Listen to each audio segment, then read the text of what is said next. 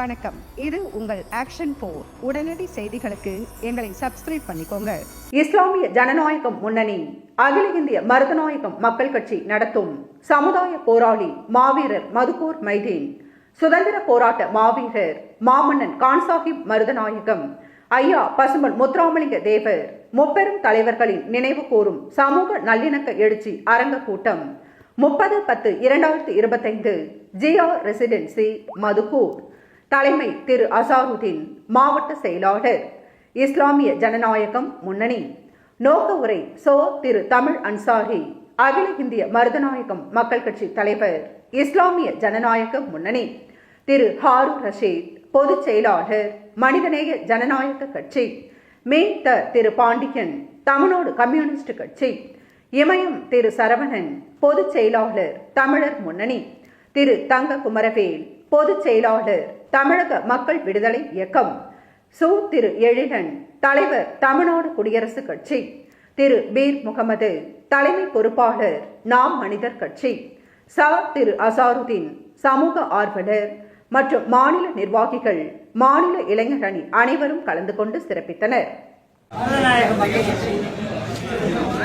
இஸ்லாமிய ஜனநாயக முன்னணி ஒருங்கிணைத்திருக்கிற இந்த நிகழ்ச்சி மொழிப்பற்று, சமூகப்பற்று, மக்களுடைய நலன்களுக்காக போராடி மடிந்த மதுக்கூர் மைதீன் அவர்களுடைய நினைவேந்தலாகவும், மருதநாயகம் என அறியப்படுகிற யூசுப் கான் இந்த அக்டோபர் மாதம்தான் அவருடைய நினைவேந்தல். அதோடு இன்றைக்கு 30 பசும்பொன் முத்துராமலிங்கனார் அவர்களுடைய ஜெயந்தி விழா. நாடு முழுவதும் ஏகாதிபத்திய எதிர்ப்பு போராட்டத்திலே முன்னின்றவர், இடதுசாரி இயக்கங்களோடு கலந்து கொடுத்தவர். இந்த மூவரையும் நினைவு கூறக்கூடிய ஒரு நிகழ்வாக இந்த நிகழ்வை மதுக்கூர் இளைஞர்கள் இந்த 2 இயக்கங்களுடைய ஒருங்கிணைப்பில் இணைந்து ஏற்பாடு செய்திருக்கிறார்கள். மக்கள் மத்தியில் நடக்க வேண்டிய நிகழ்ச்சி. காவல்துறை தேவையற்ற விவாதங்களை உருவாக்கி இங்க இருக்கிற அனைத்து தலைவர்களையும் கொண்டாடுகிற உரிமை அனைவருக்கும் இருக்கிறது.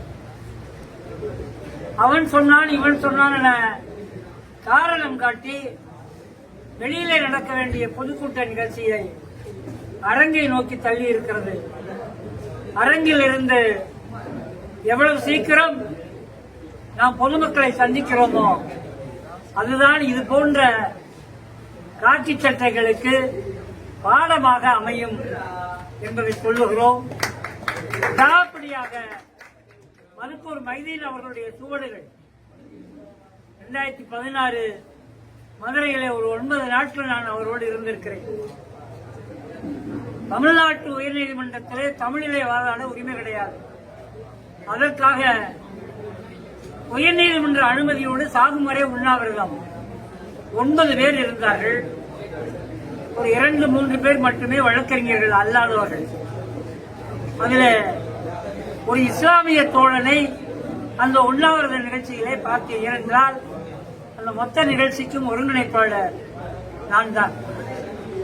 உயர்நீதிமன்றத்திலே தமிழ் மக்கள் இயக்கத்தினுடைய ஒருங்கிணைப்பாளராக அந்த நிகழ்ச்சிகளை ஒருங்கிணைத்துக் கொண்டிருந்தோம். மைதீன் அவர்களுடைய செயல்பாடும் அணுகுமுறையும் பண்பட்டதாக, பண்பு மிக்கதாக இருந்தது என்பதை அந்த 9 நாளும் நான் பார்த்தேன். அவர் ஊருக்கு வந்தார் 2017 தொடக்கத்தில். அவர் இங்கே மரணத்தை சந்திக்க வேண்டிய, படுகொலையை சந்திக்க வேண்டிய நிலை ஏற்பட்டது. மீண்டும் மீண்டும் இளைஞர்கள் மைதீன் அவர்களை நினைவு கூற வேண்டும். அவருடைய பொது வாழ்க்கை பயணத்தை முடிக்க நினைப்பவர்களுக்கு எச்சரிக்கையாக, முடிக்க விடமாட்டோம், மைதீனை நாங்கள் உயிரோடு வைத்திருப்போம் பொது நடவடிக்கைகள் மூலமாக என்பதை இளைஞர்கள் சமதமாக ஏற்றுக்கொள்ள வேண்டும் என்பதை சொல்லிக் கொள்கிறேன். நன்றி.